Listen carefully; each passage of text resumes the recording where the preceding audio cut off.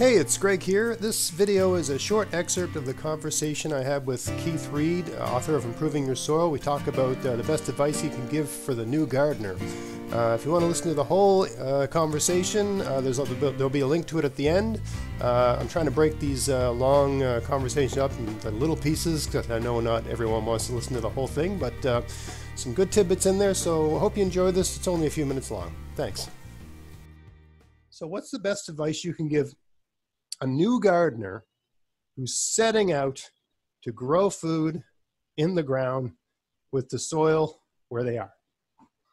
Okay, good question. And the first thing is you have to figure out what you've got. And that's two parts. What you've got that you can see. So what's the drainage like? Is water laying on the ground or is water draining away easily? Have you got water coming from uphill that's ponding in the area that's going to be a challenge for you? That you need to do some ditching to get that water away. Have you got sunlight? If you got a big oak tree or a big walnut tree is even worse, hanging over the garden, you're going to have challenges right from the get-go. So that's the first part. Second part is, okay, you've looked at what you can see. If you're going to look at the fertility of the soil, those are things you cannot see. If you pick up a handful of soil and say, oh, that's nice dirt I've got, it falls apart in my hand, it must be wonderful. It may have almost no nutrients in it because there's never been anything added. So that's where taking a soil test, sending it off to a lab, it's $20 well spent, or that's probably 20 pounds in the UK. They may charge a little bit more, but $35 Canadian. Yeah. Yeah. But just a basic soil test. Yeah. Soil pH, the organic matter, phosphorus, potash, maybe some of the micronutrients. Some of the micronutrient tests work in some areas, not in others. A local soil test lab would be able to say if it's worthwhile or not. But that gives you the starting point. Essentially, you don't want to be adding anything you don't need.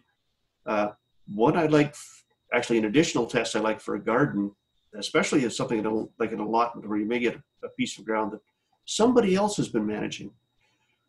Throw in electrical conductivity. What? It will tell you. EC. It's a measure of how salty the soil is.